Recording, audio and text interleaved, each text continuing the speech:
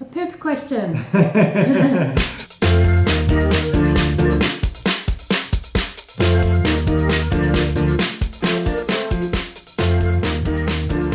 guys, welcome back to the channel. Today we're doing a Snapchat Q&A video. Let's get on with it. Let's do it.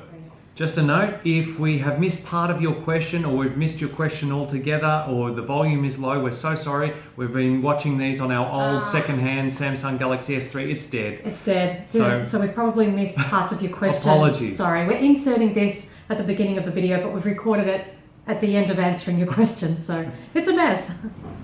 What is the largest amount of potatoes you've ever eaten in one day?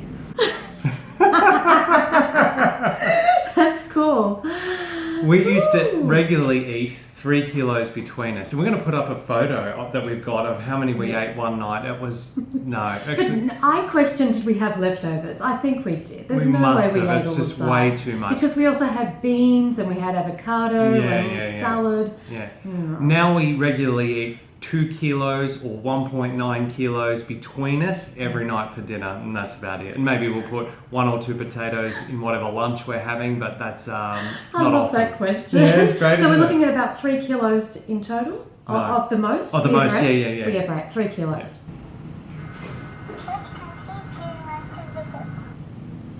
Which countries do we want to visit? All of them. We've been to a lot of places around the world. We've been very, very lucky to have the opportunity to travel. Any countries that we haven't been to that we would like to go to? Well, we've been to the United States, but we haven't been to Hawaii. I think we'd both like to go to Hawaii. Definitely, yes. And the Caribbean. I'd love to go to the Caribbean. Yeah. Yeah. Where else? We've heard New Zealand is absolutely beautiful and has a lot of natural beauty. And it's been on our back doorstep as Australians for all our lives, and yet we've still never been. It's very cold. Yeah, the cold doesn't draw us there, No. but the scenery would. Yeah, that's right. Hi Natasha and Luca, I love you guys so much. Another question is, do you guys still eat foods that may contain traces of animal products? Just wanting to know because I never know if I should or not. Yeah, foods that may contain traces of animal products, that is still fine to eat as a vegan. It just means that it's made in a facility that may also produce animal products. Yeah, and because dairy is a big allergen, companies are legally required to say may contain traces of dairy or milk or eggs, and nuts is another one. Yeah, nuts is a common one. Just and to also cover soy. themselves from a legal point of view. Yeah, so actually we'll link a video down below in the description box from the vegan activist. He did a great video on this explaining it in detail, but it doesn't mean that there's animal products in the product that you're making, that you're buying. It just means that it's been made in the same factory or facility as animal products and nuts and soy and whatever else.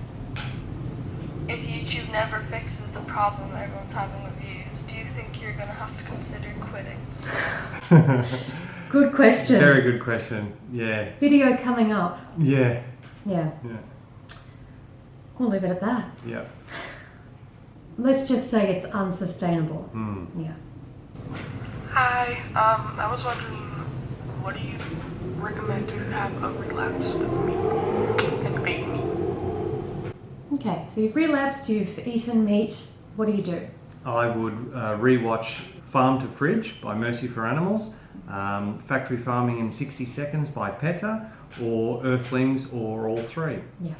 I think just having that refresh of why you're not eating animal products in the first place, meat in this case, is really important. When you come back to the animals, it makes it so much easier to make better choices and choose plants. Yeah. I don't think you should dwell on it. I think you should just move on. Don't beat yourself up about it, but get the education and move forward. Hi guys, lately I've found that people tend to ask me if I'll make an exception to eat certain foods. And I was wondering if you had any advice on how to explain to them that it's not a matter of making an exception, that it's a matter of morals. I think the problem is that they think that veganism is more of a diet and not an ethical decision. Yeah, you're spot on. Yeah, so you've clearly got a great grasp on what veganism is, and the way you've articulated yourself to us in Snapchat is the way you could articulate yourself to whoever's asking you to make that exception. Yeah, it's just a matter of telling them there's no exception because it's not a diet. Yeah. It's a ethical position. It's a stand against violence. It's my place in the world. It's all of those things that you've expressed. Yeah. And that's the thing, like people just don't know. They don't understand it. And so they're going to say these things that really tick off vegans, like, oh, just make an exception. We're like, you don't get it. Yeah, it's because eating animals is so normalized in our culture that we forget that there are actually victims there that wanted to live. And I think the other thing is that the media likes to talk about veganism in terms of just being a diet. So it perpetuates this idea that veganism is just a diet. There's not a lot of education out there about the ethical side. I mean, that's sort of starting, that's growing a bit more on the environmental side, but the focus is always on the food. So just talk to people and explain it to them. There's no compromise, there's no exceptions. It's an ethical position. Hey guys, so I've been high carb, low fat vegan now for a little over a year, and I've recently been having some digestion issues. I'm just wondering how often you normally go to the washroom in a day. A poop question. Generally once or twice a day, generally, isn't it, on average? Yeah, sometimes more. It depends what we're eating, what we're doing. I think your digestion can change over time too. I think it can go in waves. And there are so many factors that affect it, and we've made a couple of Yes. videos on how to improve your digestion, which we'll link down below.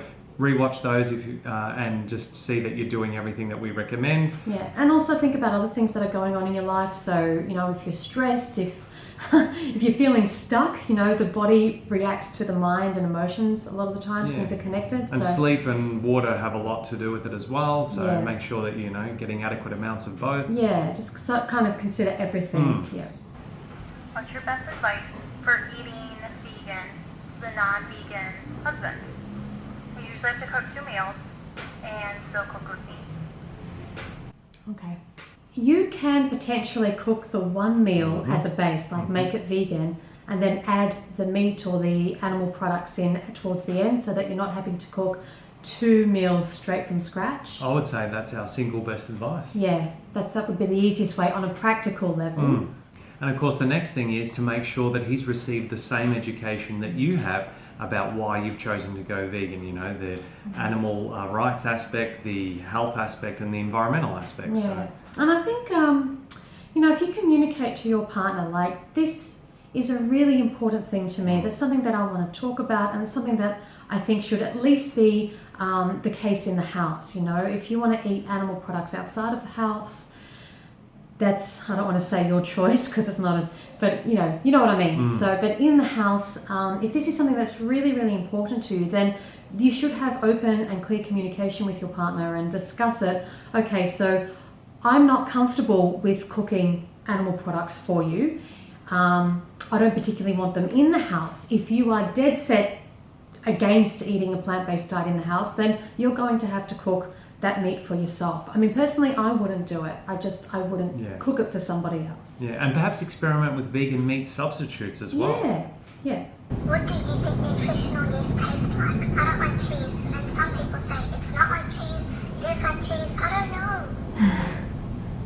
What do we think nutritional yeast tastes like? It tastes like nutritional yeast.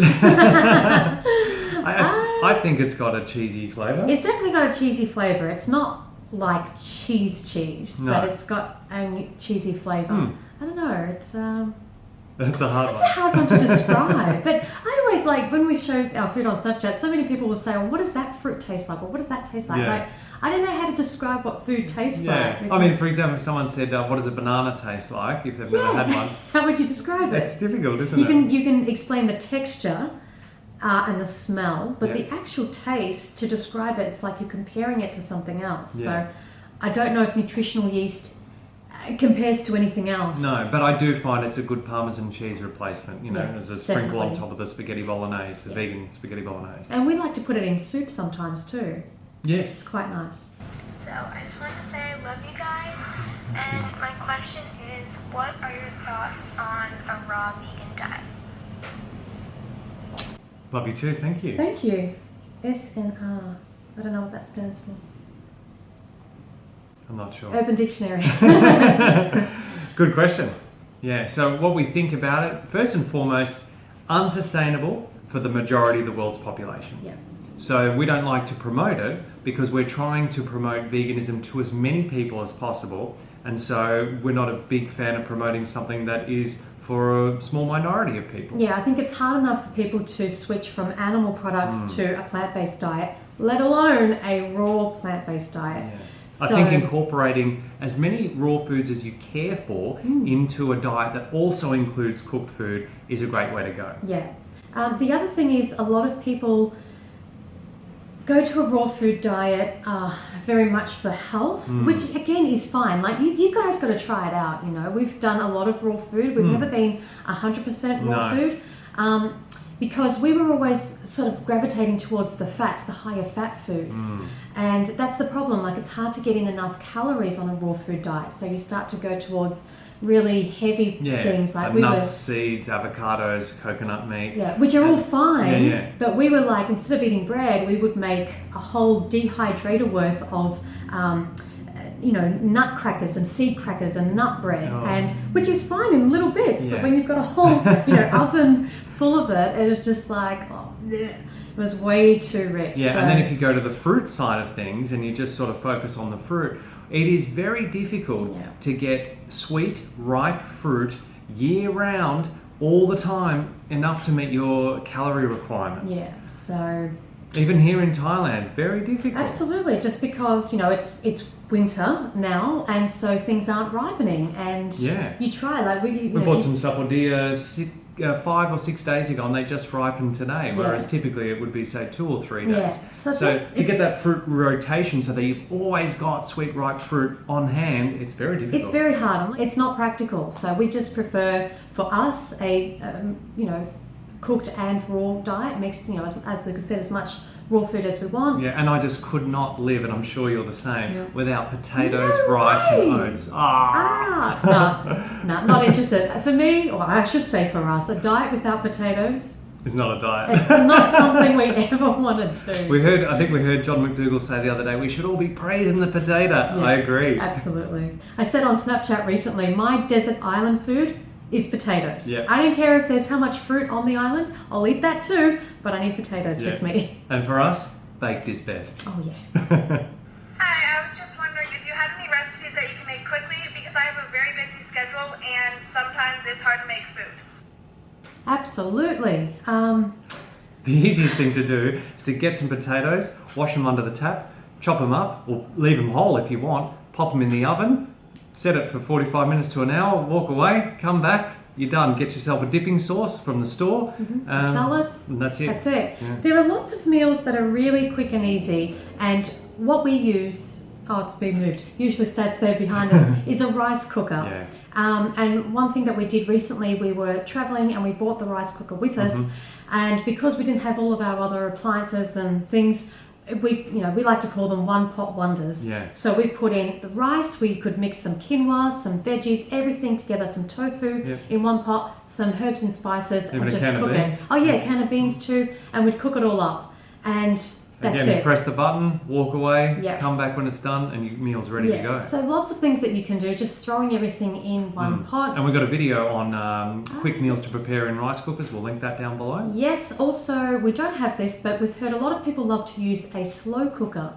I think Dr. Greger actually uses a slow cooker. One pot wonders. Exactly, and that's also a great way to stick to whole foods because you've got whole grains, vegetables, legumes, all in one, very easily done. And We also received some questions in text form, and one was, how are you guys all doing emotionally?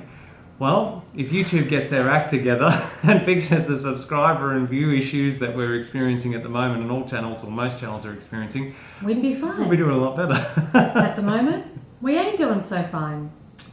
Video coming. We've got a lot to talk about by the end of the year. Stay tuned. That's the video, guys. Thanks so much for watching, and thank you to everyone who sent in questions. We hope our answers have helped you somewhat. Yeah, and if you're not following us on Snapchat, please do so. Here's who we are, that vegan couple, of course. And we tend to answer questions almost every day. We respond to people, so that's a great way to stay in contact with us. Yeah, we love interacting with everyone. Yes. Like, share, and subscribe. And remember, until next time, that going vegan is not the most we can do. It's the least we can do. See you next video. Bye, guys. This is really powerful to hear, because great. she's letting people know, especially her young audience, that even as a child, you can see right from wrong, and you have the power to make better, more compassionate choices. According to the recent People magazine